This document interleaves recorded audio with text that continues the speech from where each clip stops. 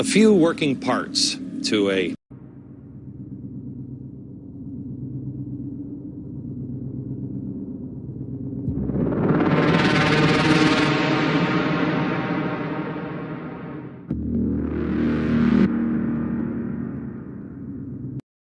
Today is May Day.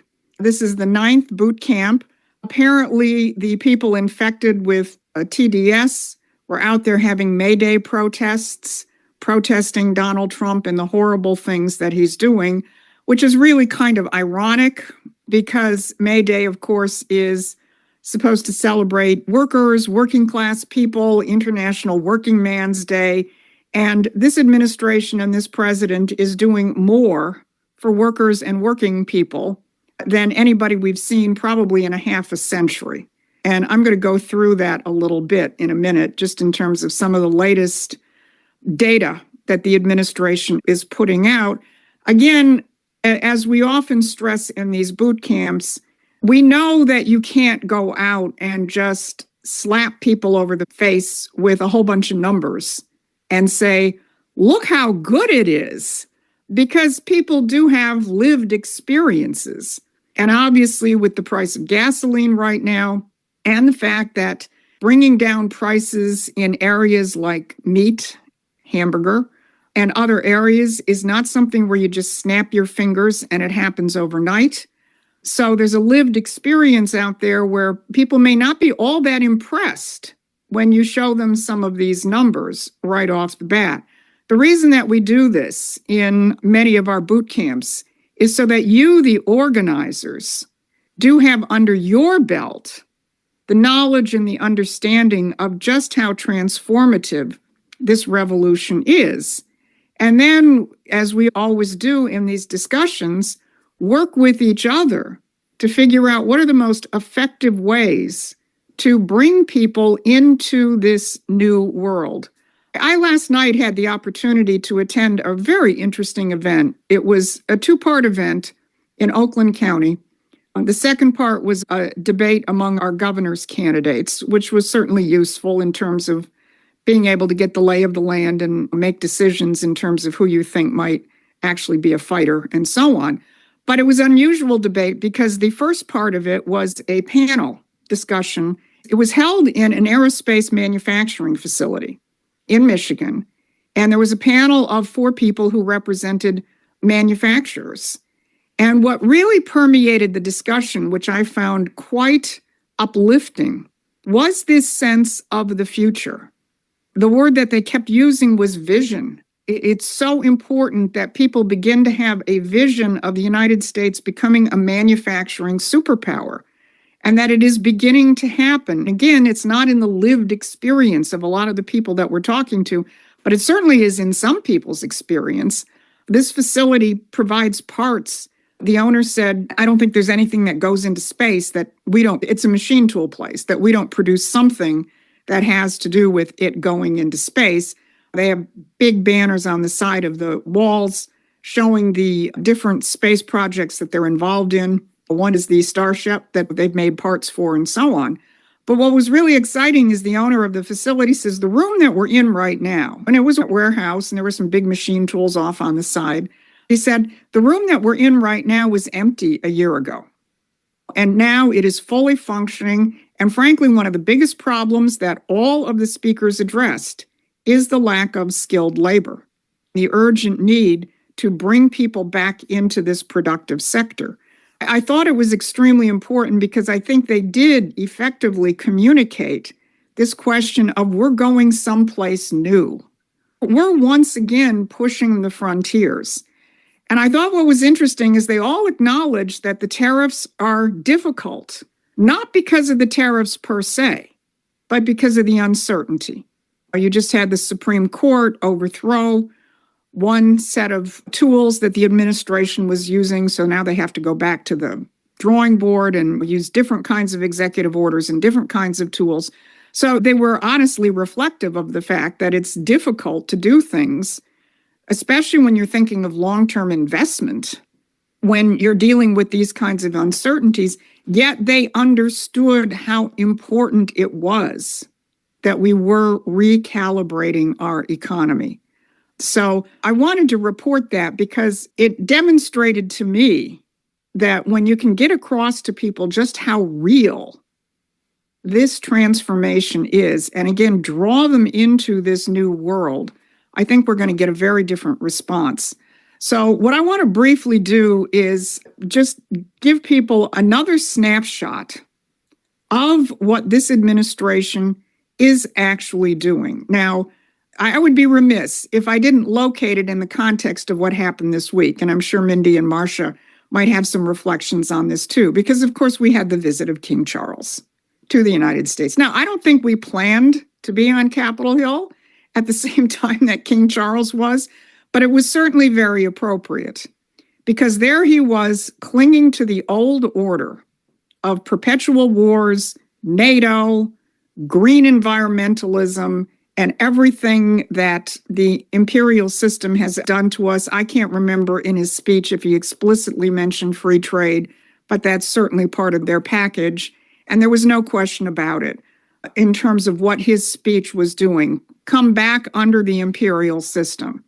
And of course, too much of the Congress, including I think almost all of the Democrats, maybe Senator Fetterman is not included in them, up and cheered wildly. And as President Trump pointed out, gosh, King Charles was able to do something I wasn't able to do in my State of the Union message, which is to get the Democrats to stand up and clap, which is classic Donald Trump, which is let these people expose themselves for what they are, which is what he did. So while you had that going on, Charles basically saying, please come back under the empire where we've had it so good and you've basically been screwed. Donald Trump was quietly continuing to construct a new order among nations where economic production, not money, not imperial control, is what actually guides your decision-making process. And the effects of this are beginning to be felt. So before I turn it over to Marcia and Mindy, I want to just give you some of the latest slides that we've put together. Most of these, I want to tell you, were drawn from a class that our colleague Brian Lance did last Saturday, which is a much more elaborated discussion of what the Trump administration has already done in terms of reviving the real economy. So you're about to get a Cliff Notes slide version of a very important presentation, and I encourage people to go to the Promethean Action website and look at Brian's class, which is entitled, It's Being Built, Baby. One statistic that I don't have is something that the administration has been really hammering away on, which I think does very much characterize the nature of this new period, which is that initial jobless claims in the most recent reports are the lowest since 1969, okay? So there's plenty of you on this call who have never lived in a world with this level of low jobless claims. And think about 1969. 1969 is at the point at which you've just had the assassinations of Bobby Kennedy and Martin Luther King. And even though we still had moon missions ahead of us, the program was essentially shut down. And we were beginning our headlong dive into the horrors of the post-industrial society. This is what is being reversed. And that one little statistic, the lowest initial jobless claims since 1969, is a pretty good marker. So I'm just going to go through a few other things quickly and then turn it over to Mindy and Marcia in terms of exactly the miracle taking place right now. These are all drawn from Brian's class, and he drew it, of course, from White House statistics and other statistics.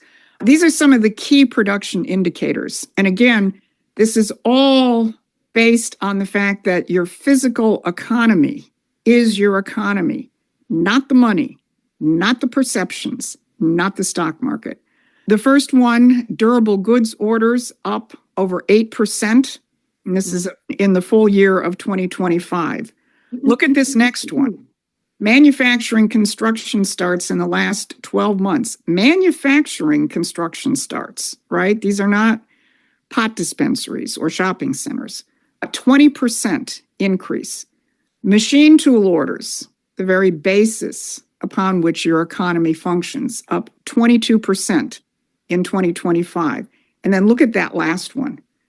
Power plant construction in a single year, almost 69%.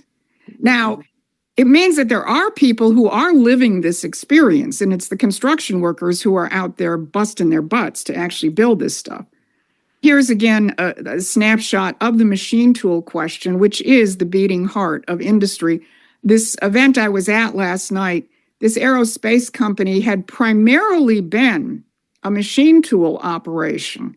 But a couple of years ago, they decided to add to their process the full production process. So they not only create the machine tools, now they actually use the tools to produce the machines and so on. They've diversified, I think, in a very important way. So we already saw that first statistic, machine tool orders in January versus the prior year, almost up 25%. And year to date, cutting tools, which is a specific aspect of them, up 11%.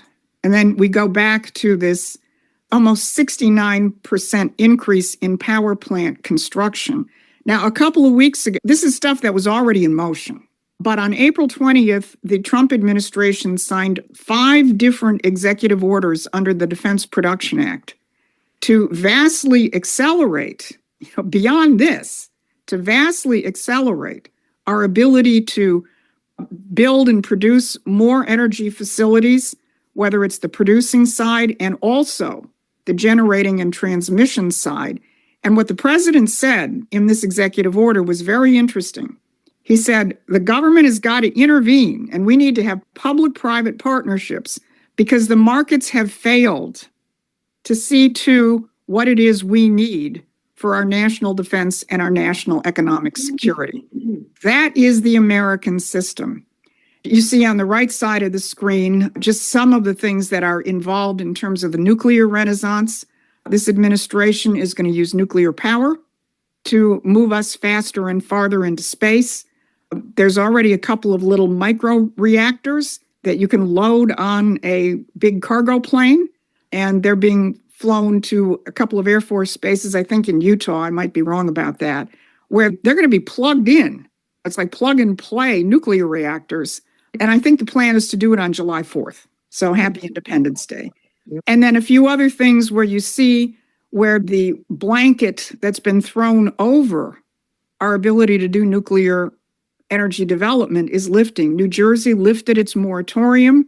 Some plants are being extended or revived. And then on the bottom, that's pretty amazing. All 6 New England governors, and last I checked, I don't think there's many Republicans among them, put out a joint call for nuclear power. This is a new world.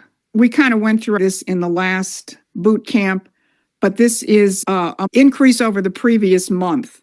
Increase in goods producing jobs and construction jobs. And that first figure of 52.3, anything over 50 means actual expansion in manufacturing. And then this is just sort of a summary of everything we just talked about. The durable goods orders, the power plant construction. It includes in here how much our trade deficit has dropped. 40% with the EU. And by the way, the administration just slapped another 25% tariff on trucks and cars coming from the EU. So that deficit is probably going to be even more dramatic, and dropping the trade deficit with China as well. You're not going to go knock on a door and start rattling off a bunch of statistics to somebody. I don't think that's necessarily going to affect them, but we can create memes. We can create cards. We can create quick visuals to try and get this across to people. I'm going to conclude my introduction with that. Okay? And now I am going to spotlight. Here is Marcia and Mindy. Take it away. Okay. Hello, everybody. Yes, hello. Go ahead, Marsh. It's been a tremendous week. It's almost hard to put into words. Besides the fact that the king arrived on Monday, don't forget the assassination attempt on the president on Saturday night, which was when we arrived, and really put a very shocking realization again of how vulnerable our nation would be were we to lose this president.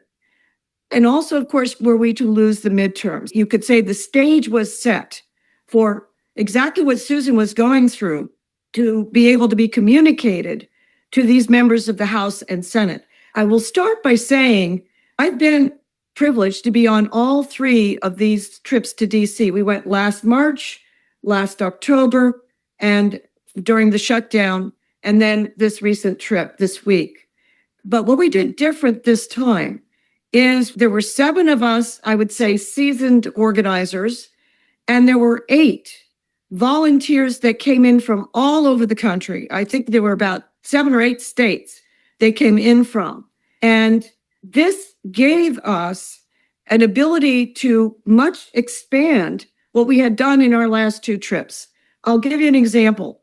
This trip, we either had meetings with or dropped into the offices of every Republican in the House and the Senate, and short of about 20, every Democrat.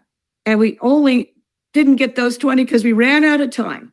But this has been extremely important because our message is a very clear message. But for the people we're talking to, for many of them, we met some congressmen and some senators.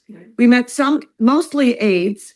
You have to think about these interns that are at the front desk, that if you're calling into a congressional office, they're largely in their 20s. They've got a college degree, probably, often in economics or political science. We met one today that was in philosophy.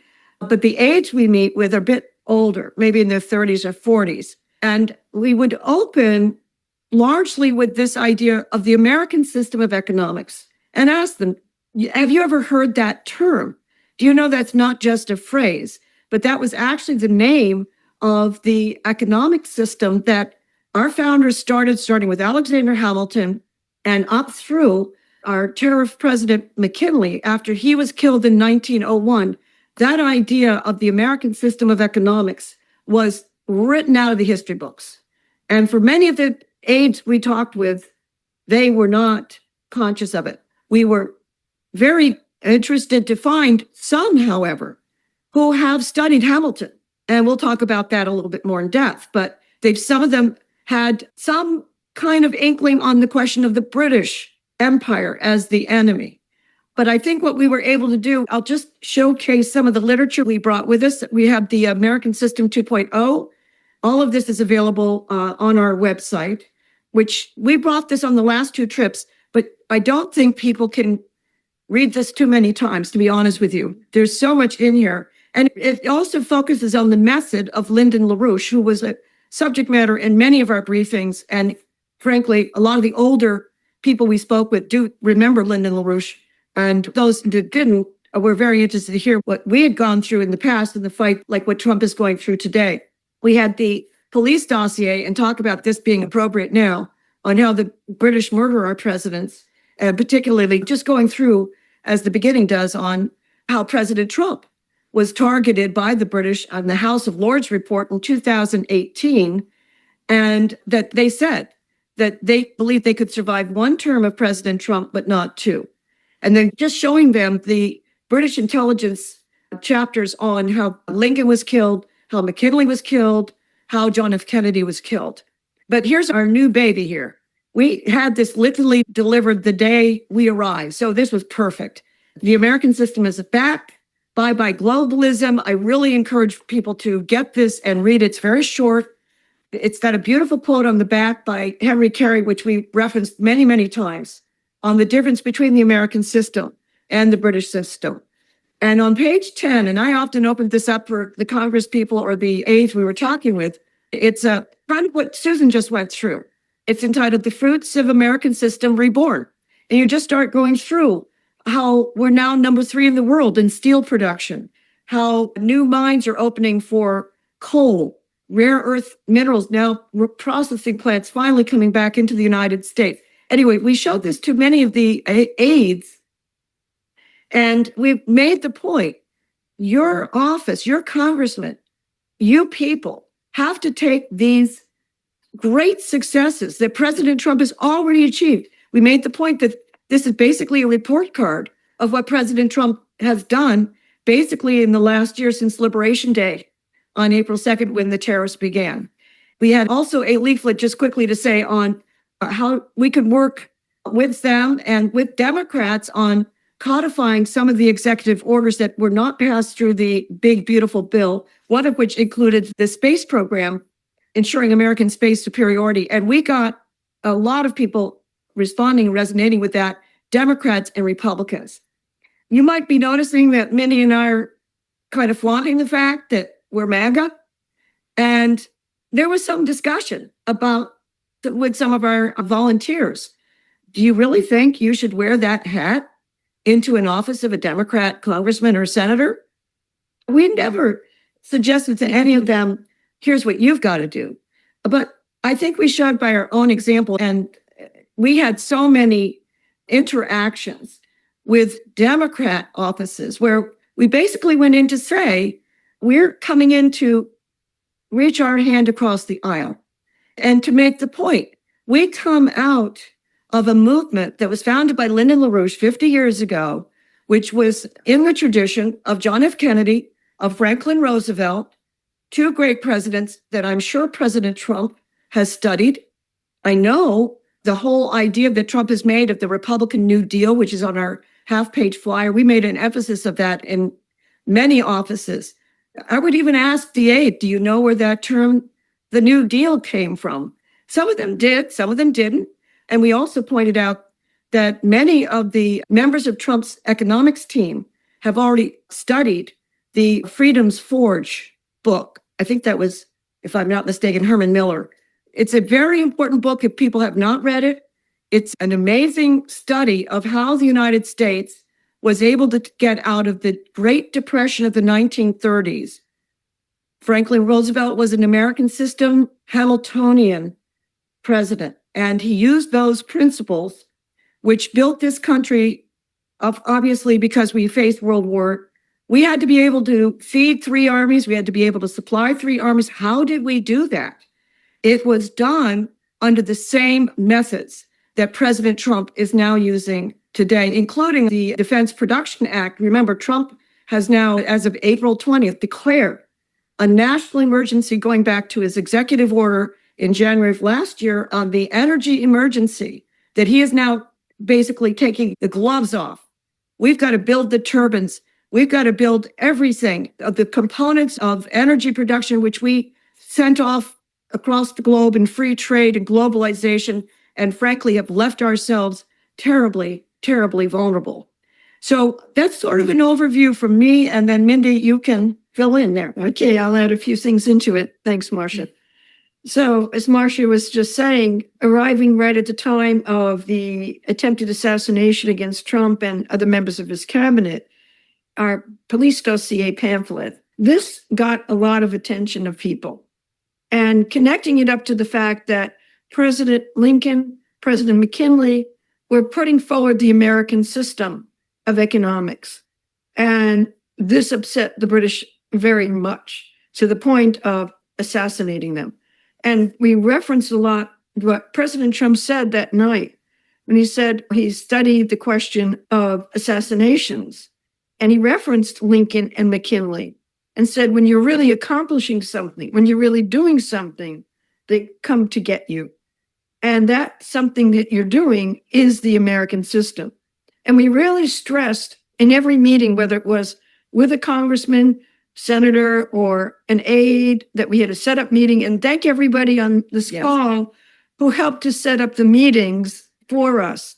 I have to say they were extremely successful. And we can go more through that in the second part. But I just want, on behalf of everybody, Marcia and I and everyone, those meetings, thanks for the hard work. I know sometimes you had to call 2 or 3 times and really keep the pressure, but it paid off. And when we had those sit-down meetings, what we were able to do in many cases was actually play our videos and coming off the question of the assassination and making the connection to the question of the economics. We played the Monday video that Susan did, and we're able in some cases to play just 3 or 4 minutes, in some cases the entire video. But no matter what length of time, I have to say the aides, the congressmen were riveted on those videos. It sort of brought alive what we were saying to them. And it was also striking to them because they didn't know a lot of what was in there. Yeah. It was an overview, like we know, which is why we do them that way, Susan and Barbara, is to actually give the bigger picture of the ones that we did show them to. I think a good majority of them are going to be looking at those YouTube videos, whether they subscribe or whether they just go to them. They were really impressed. I mean, highly impressed with what we had to produce and what we were saying. And it really opened the door for a lot of discussion with some of the aides and congressmen that we met with. This question of what Trump is doing, that they have to become more bold, that they themselves as congressmen, as senators, their offices, if they want to win the midterm elections, they need to be as bold as Donald Trump is doing on these ideas of the American system versus the free trade British system that has destroyed this country. And we told them, look, if you do that, you will win. And actually went through some examples of where some Republicans didn't do that and they didn't win. The last thing I think I'll just pull together, because I'm hoping there's a lot of questions and others have reports, is that in going into the Democratic offices, it was very interesting. And I think others will talk more on that a little later. But in some cases, it was very open to us because you're talking to the aides, you're talking to these young people. And some cases it was like frigid, but in most cases it wasn't frigid. And referencing in that case, what our pamphlet police dossier goes through, these are the same people that killed JFK. These are the same people trying to kill Donald Trump and saying, look, we need to work together. We need a bipartisan alliance. We need to rebuild our country. And that's what Donald Trump is doing. And emphasize, don't forget all the noise you're fed. Actually look at what is actually going on. And we gave them all the pamphlets. So I'm sure there's going to be some stirring around it. Overall, it was just an excellent, in-depth trip and mission. And I think everybody listening, we're going to need you to follow up with us on it, because I think one of the things that we'll be doing is really to keep the pressure on the Congress, on the Senate, that this is what you want. You want what Prometheus is putting out, what President Trump is doing to bring back this American system. And if they start to see they have a constituency that really knows what we're talking about and can call them up and hold the conversation, I think that's going to create a faster change than we can even imagine. So on behalf of all of us, the week went very fast. We never walked so much in our life either. So it was great. We'll be back in 2 weeks. I think the one in 2 weeks is going to have a special focus on some state legislative candidates and how they're bringing the Promethean message into their state campaigns. If there are people on this call who know of state legislative candidates, we have a couple from Michigan, we have Ned Nergy from California lined up, who are organizing around the Promethean message or want to, let us know. We'll certainly be happy to have them. Great discussion. If you don't have half-page flyers, go to Promethean Pack and get them. I think they're having a tremendous, tremendous impact. We'll see you in 2 weeks. Thank you. Thank you.